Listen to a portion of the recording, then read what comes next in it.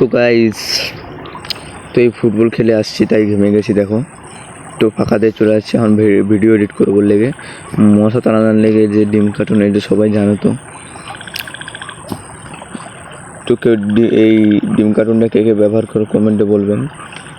তো ভাই খুবই কষ্ট, মানে ভিডিও করে এডিট করে আপলোড করা মুখের ব্যাপার না, না ভিউজ আসলে ভাই কেমন যে লাগে।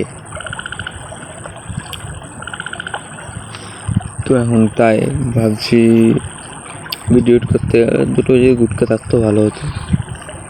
গুটকা ছাড়া এখন তো আবার জানাই তো, তার লেগে এখন গুটকা দোকান দিকে চলে যাবো আনতে।